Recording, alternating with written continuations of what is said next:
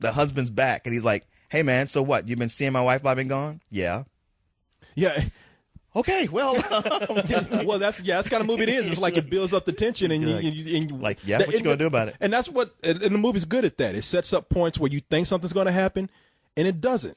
Yeah. But because of that, the movie constantly keeps you on your toes, because when something does happen, it's going to go really bad for somebody, really bad. And that is the thing. It's like somebody pulling back a rubber band. Like the further, the quiet it is, the longer it gets pulled back, the more it springs forward. And exactly. And you know what? Just the fact, the way they were quiet and so cautious about getting together, to me, that just said so much about what they had going on, like how complicated their lives were, without coming out and just spoon feeding it to you. Yeah. I mean, there's some movies that you can talk about and say how artsy they are, and I know Cyrus doesn't like this word, pretentious they are sometimes. They're trying too hard. Pretentious? That's not a word. Pretentious. You heard it was artsy without being pretentious. But when you put it in the hands of a skilled director who, I mean, let's not fool ourselves. This is a pretty simplistic story. Oh, yeah. It kind of needed the art approach that they had here. Exactly. The visual approach that they had here.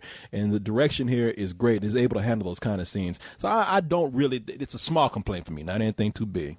They know that how insane this movie gets, because the movie will be very quiet and just totally erupt in violence. Oh, yeah. And they know that the violence is so extreme that it's almost comic. And so this is a character where they wanted to create a Clint Eastwood man with no name, which is why he's called the driver. And then they also wanted to create sort of a superhero character with it. And in some ways they do create that. And in some other ways they have Ryan Gosling look like he just walked on the set and didn't remember his lines. He just sitting at the table staring, and the camera is on him. And I'm like, say something, man. And so it's not always working for me, I want to see the scene where he's sitting there just giving someone this smoldering look for like 2 minutes. Then he says, line. Yeah. That's what I was thinking. I was like, you know what? I bet on the DVD extras that'll be in there. Right. Probably about 14 times. Did I tell you to stop shooting? Yeah. No, people, if you want to act, if you want to be a great actor, just sit up there and stare. If you forget your lines, you're the greatest actor in the world. Or just be Ryan Gosling. Or just be Ryan Gosling, yeah. Now, is his 8 to 10 job like AM? Is he like a bus driver? Might as well be. Yeah, taxi cab it's driver. like the only thing you didn't see him drive was a bus. Nobody misbehaves. Taxi cab confessions. He got a paper route. But in his car, he's running over people's mailboxes. Hey, man! Now you also got two gangsters in here, who, sort of the foils. Albert Brooks plays one of them. Really? Yeah, and he's so great. It is an art film. yeah, exactly. But I mean, he's great at it. He's colorful. You like him, but he is menacing. And then Ron Perlman, who I couldn't tell if that was his brother or his partner. No, that was his partner. His partner. You have two guys in here, they are the two Jewish gangsters. Yeah. And Albert Brooks is more the more sophisticated, nice one. Nice in quotes. Where Ron Perlman is more of the thug. He's with Ron Perlman, when you put him as a bad guy, it's almost like, he is threatening, but he's also kind of there's a layer of humor to it as well. So I don't know. It's kind of hard to take him seriously. He was meant to be humorous, but I'm glad you brought up Albert Brooks, because I was going to bring him on. Now, Albert Brooks he's known more of as a comedic actor, and he has played seedy characters. Now he wasn't out of sight, right? Yeah, he wasn't out of sight. He even played like a supervillain on the Simpsons, And right. Oh, that's right. Yeah, Scorpio. But it's always been done as sort of a playful, slimy guy, and I love Ryan Gosling in this movie.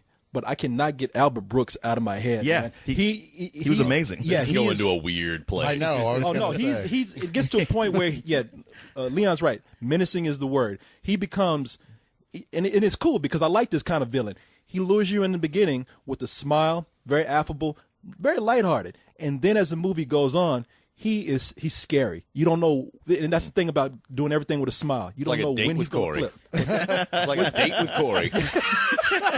I mean, what the thing is, Korey, there was never a time when he wasn't scared. Like, he had menace the whole time, but it still seemed like, yeah, but you can reason with this guy. You can talk with him. He'll joke with you. It's the best kind of villain when you have a villain that does have levels like that you go, how scared should I be of this guy? Right. Whereas with Ron Perlman, he was just more that kind of gangster where you didn't want to be around him because you knew if you even mentioned something like, oh, yeah, that guy has a car like I have, he would somehow turn it into a reason to shoot you right there. Yeah.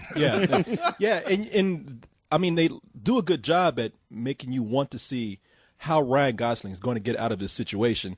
And and Ryan Gosling is so cool. Like, he's the kind of guy, like Albert Brooks even says in the movie himself, he's like, why don't you just leave that guy alone? I mean, really, he's not bothering anybody, but apparently when you piss him off, he's badass enough to come and stump somebody's head in, literally stump somebody's head in. I mean, I really enjoyed this movie, man. I when I got out of it, I thought, like, this is a movie that's suffering from too much style. This is a movie that's suffering from too much artistic merit here. And I still kind of believe that. I mean, it gets to a point in the movie where it becomes stereotypically artistic. They're playing classical music while everything is moving slow. It's the kind of thing, when you hear about this movie doing so well at Cannes, the director won Best Director there. They said this movie got like a standing ovation for 15 minutes. You can believe it, because that's the kind of shit they love there. Oh, yeah. It goes a little bit overboard for me, but I have to tell you, all that slow-mo and that music together and some of the imagery that they have in here, Ryan Gosling at one point puts on, I won't even describe what it's like, you'll just have to see it, but dons a costume that is probably one of the scary. It's not even, this movie is so many different things. It is an action film. It is a comic book movie. It is an art film, war film. It's a horror movie at one point, and it's very scary, this costume that Ryan Gosling puts on. When I left the film, Is it Morgan Freeman? Wow. Put on his Morgan Freeman outfit. Yo, I kind of want one of those. Who would not be scared to put on a Morgan Freeman in? It just come up to somebody, hey, baby. You know? But That's not what you do. that's what you do with a Morgan Freeman. You don't sound like him. You just say, Like you're Lando's co-pilot, the Millennium Falcon? yeah.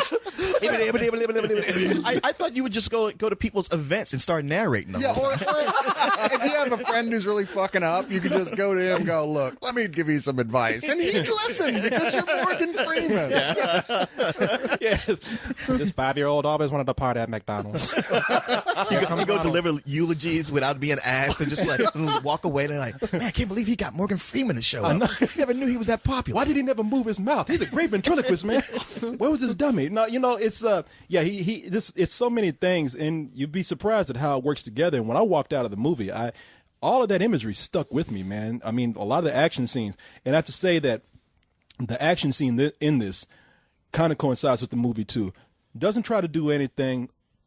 You know, that's where being artistic works. It doesn't try to do anything that's hyper stylized like we see in most blockbuster car chases, which is why I'm glad this movie was not a blockbuster, because the car chases in this, the scenes where Ryan Gosling is doing his job with the underworld, is very believable. I mean, you know, it's not, now in real life, there was no way in hell he'd get away from the fucking cops the way they're looking for him. But you buy it in this movie.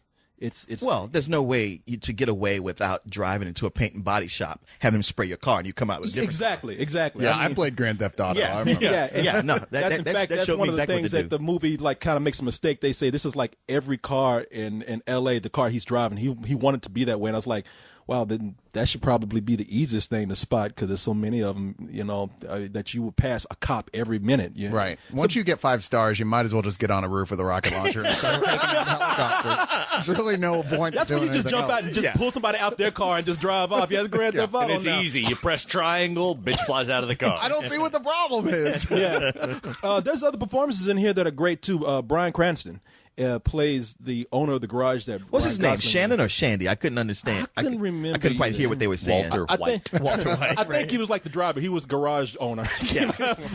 I mean, he did have a name, but It was Shannon. Shannon. Okay, Yeah. but yeah, he's just a sad son of a bitch who's just been down on his luck the whole time. And even the gangsters are even kind of like, wow, I feel bad we got to fuck this guy up because he's just never caught a break. They feel so But oh bad. well. Yeah. Hey, job is a job. You know, I ain't going down for this sad motherfucker here. Yeah, he plays such a sad character, man. You really feel for him, and it just goes to show you just how much Bryan Cranston could do, man. I mean, this guy, He's finally coming to his own. I mean, you know, Malcolm in the Middle was one thing for him, but now that he's done Breaking Bad, everybody's asking who he is. Yeah. Oh yeah. And Richard Jenkins is on the side going like, hey, I'm still here. If he says no, I'll do it. But you know, there's still people on the street that press Bryan Cranston like, hey, do that funny thing you did on Malcolm Middle. I'm like, I'm a serious actor. You know how you dance in your underwear? Can you do that again? You want me to do that funny thing I do on TV, motherfucker? I'm gonna smoke some crystal meth and then pop a cap in your ass. Yeah, you know, I was going to give this movie a high matinee because I thought it was overreaching in certain areas. But you know, I'm glad I had time to think about this film because I just keep replaying certain scenes in my head that I love. Like when Ryan takes his shirt off. That's a given. Now, do you need to ask? It was in slow-mo with classical music. I will say to be that kind of hunky star that he is, unlike the Matthew McConaughey's and the Ryan Reynolds of the world, he doesn't take his shirt off that much. Matter of fact, in this movie, I don't think he takes it off at all. No, Oh, really? He's got integrity. There's no slow artistic Kubrick's shithouse scene. Oh yeah. No, this movie actually has. Man, you just splicing them together. I tell you, Christina Hendricks is one of the people in the movie that I thought they didn't use that well. She's in she's in it for a little while, and I don't think they use her all that. What's the thing with her? She keeps appearing in movies for like 20 seconds lately and being in there for no real reason. So at all. basically, you're saying she didn't take her shirt off. No, hell no, she Okay. didn't. She took something off. It ain't a shirt though. I can tell you that much. Yeah, if you see the movie, you'll see what we're talking about. Yeah, you don't want what she took off. Yeah, exactly. No. They really didn't use her that well in the movie, but outside of that, like I said, man, very haunting film. I can see why this is getting all the praise that it does, and I'm gonna praise it too. Yeah, it's a full price movie for me. You know what? I'm right there with you where I was like, I'm still, even to this point, not sure what to give it, whether a low full price or a high matinee, because, man, I loved it. I loved it the whole time. Probably the only thing I didn't love was the end, where it was just kind of left me kind of flat. And I was like, you know what? It could have chosen to not do that. It could have cut 10 seconds earlier and I would have liked it better. But it is the kind of film where I think, like, the reason it's getting such high praise is because it really plays to film buffs. People who love movies, and are really into them. Yes, it delivers. It's haunting. It's one of those action films that actually means something. You take away something from it, you'll remember it. But I think to a general audience, it might be more like there's some unintentional laughs. We had a problem with that with the audience, and also like the violence. It's so extreme. It's gut wrenching. Almost to a point where you almost kind of have to laugh. I mean, it's just right on the edge of cartoonish. And they know that. Yeah, no, I know they do. And like I say, every move they made, nothing felt like, oh, we fucked up and this is what we did. It felt very deliberate, and I like that about it. Yeah, you know what? I think I would go like a low full price on it. So you're saying is don't walk, don't run, but drive, and drive fast to the theater to go see this movie. I can't remember what it's called. I'm gonna drive away from you. Not because of you. I got a responsibilities, Ryan Gosling fan club. I understand. Plus, I smell. Do you remember this? No. Any dreams you have or plans for your future, I think you're going to have to put that on hold. For the rest of your life, you're going to be looking over your shoulder.